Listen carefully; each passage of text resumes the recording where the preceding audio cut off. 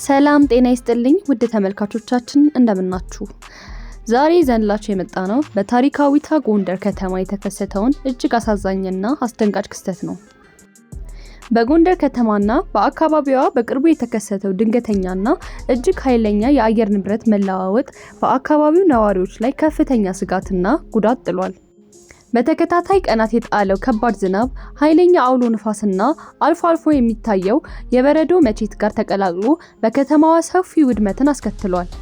ይህ አውሎ ንፋስ የቀላቀለ ከባድ የዝናብ አደጋ በከተማዋ የሚኖሩ በርካታ የመኖሪያ ቤቶችን ጣሪያ ገንጥሎ የጣለ ሲሆን በተለይም አቅመ ደካማ በሆኑ የግንባታ ቁሳቁሶች የተገነቡ ቤቶች ሙሉ በሙሉ ፈራርሰዋል።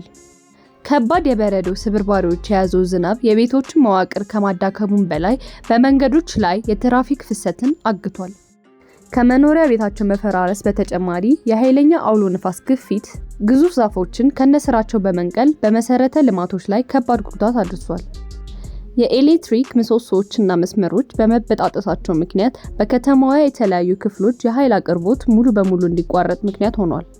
በአሁኑ ሰዓት የአካባቢው ነዋሪዎች እና የአደጋ ጊዜ ሰራተኞች የተጎዱ ወገኖችን ለመርዳትና ፍርስራሾችን ለማንሳት ርብርብ እያደረጉ ይገኛሉ።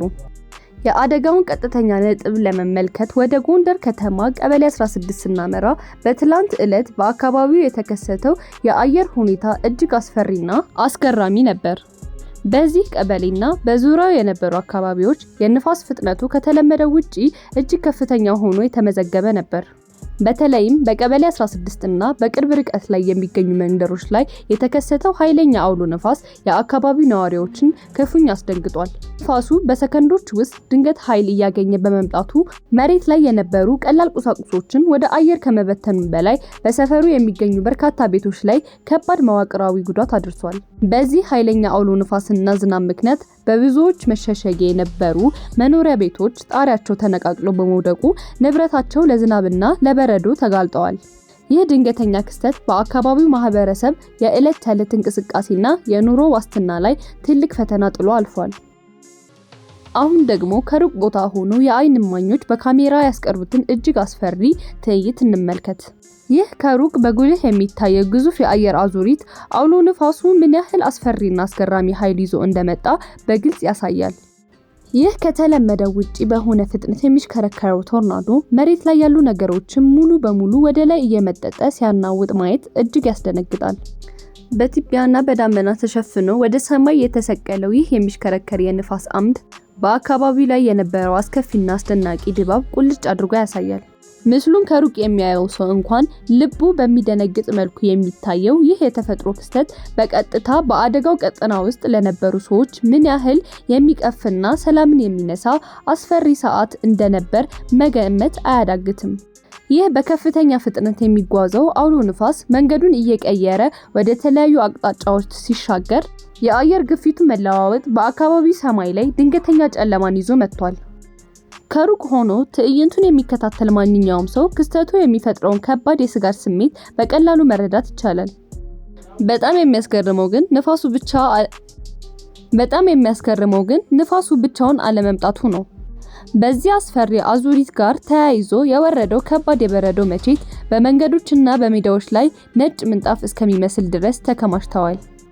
በበረዶ ፍጥነትና ብዛት ከተለመደው የዝናብ ሁኔታ ውጪ በመሆኑ በአካባቢው ላይ የነበረው አስከፊነት ይበልጥ አጋግሎታል። እነዚህ የበረዶ ስብርባሪዎች ከከፍተኛ ንፋስ ጋር ተቀላቅለው ሲወርዱ የነበራቸው ግፊት በተለይ ክፍት ቦታ ላይ በነበሩ ንብረቶች ላይ የፈጠረው ተጽዕኖ ቀላል አልነበረም። የተፈጥሮ ኃይል በአጭር ደቂቃ ውስጥ ምን ያህል የአንድ አካባቢ ገጽታ ሊቀይር እንደሚችል በተጨባጭ ያሳየ ክስተት ሆኗል።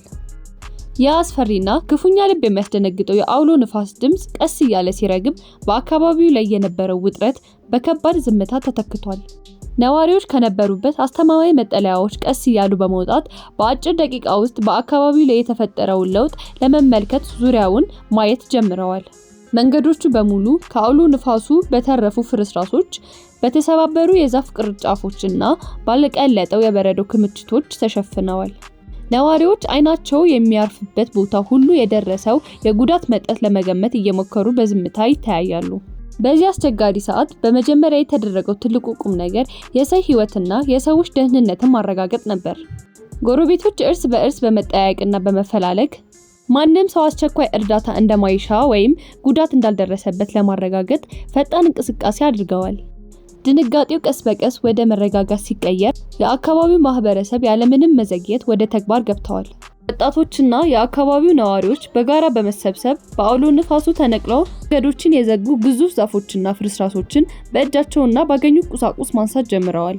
ይህ በእንዲህ እንዳለ ከቤቶች ጣሪያ ላይ ተነቅለው በተበተኑ በርካታ ቆርቆሮዎችና የግንባታ ዕቃዎችን በጥንቃቄ የመሰብሰብ ስራ ተከናውኗል። ነዋሪዎች የተረፉትን ንብረቶች መልሰው ለመጠቀምና ለቀጣይ መልሶ ግንባታ እንዲሆኑ በአንድ ላይ በማከማቸት በከፍተኛ መረዳዳት አሳይተዋል። በዚህ የጽዳትና የደህንነት ስራ ላይ የተሰማሩ ወገኖች ለማገዝ ሌሎች ነዋሪዎችም የበኩላቸውን አስተዋጽኦ አድርገዋል። የመንገዶቹ መነሻ ጽዳት ከተከናወነ በኋላ ቀጣዩና ዋናው ትኩረት የተደረገው በከፊል የተጎዱ መኖሪያ ቤቶችን በጊዜያዊነት መልሶ ማጠናከር ላይ ነበር። ነዋሪዎች ያላቸውን የእንጨትና የገመድ ቁሳቁስ በመጠቀም በአውሎ ንፋሱ የተናወጡትን ግድግዳዎችና ጣሪያዎች እንዳይወድቁ በማገዝ ስራ በጋራ ሰርተዋል። በተለይም ሙሉ በሙሉ ጣሪያቸው ለተነቀለባቸው ጎረቤቶች ተጨማሪ ዝናብና በረዶ ሲመጣ ንብረታቸው ይበልጥ እንዳይበላሽ ለመከላከል በትላልቅ ፕላስቲኮችና ሸራዎች የመሸፈን ስራ ተከናውኗል። ይህ አስቸኳይ ምላሽ በሰዎች ላይ ሊደርስ የሚችለው ተጨማሪ የስነ ልቦናና የንብረት ጉዳት በእጅጉ ቀንሶታል። ይህ በእንዲህ እንዳለ የአካባቢው ሀገር ሽማግሌዎችና የማህበረሰቡ መሪዎች የተጎዱ ቤቶችን በማጽናናትና በማረጋጋት ረገድ ትልቅ ሚና ተጫውተዋል። በአስቸጋሪ ሁኔታዎች ውስጥ ተስፋ የመቁረጥ ስሜት እንዳይፈጠር እርስ በእርስ መተጋገዙና መተሳሰቡ የቀጠለበት ትዕይንት ነበር። ይህ ሰፊ የህዝብ ትብብር ለቀጣዩ የዘላቂ የመልሶ ግንባታ ስራ ትልቅ መሰረት ጥሏል። ይህ ድንገተኛ የተፈጥሮ አደጋ በአጭር ደቂቃ ውስጥ ከባድ ውድመትን ቢያስከትልም ማህበረሰቡ ያሳየው ፈጣን ምላሽና ጠንካራ አንድነት ግን የአደጋውን አስከፊነት በእጅጉ ቀንሶታል። በአስቸጋሪ ሁኔታዎች ውስጥ እርስ በእርስ መተጋገዝ ምን ያህል ትልቅ ኃይል እንደሆነ በተግባር የታየበት አጋጣሚ ሆኗል። አሁን ላይ አካባቢው ወደ ቀድሞ ሰላማዊ እንቅስቃሴው ለመመለስ በመንደርደር ላይ ይገኛል። ይሁን እንጂ የደረሱትን ጉዳቶች ሙሉ በሙሉ ለመጠገንና የተጎዱትን ወገኖች በዘላቂነት ለማቋቋም የተጀመረው የጋራ ርብርብ እና መረዳዳት ተጠናክሮ መቀጠል ይኖርበታል። ይህን መሰል ድንገተኛ የአየር ንብረት መለዋወጦች በሚከሰቱበት ወቅት ሁላችንም አስቀድመን አስፈላጊውን ጥንቃቄ ማድረግና መረጃዎችን መከታተል ለደህንነታችን ወሳኝ መሆኑን ልንገነዘብ ይገባል።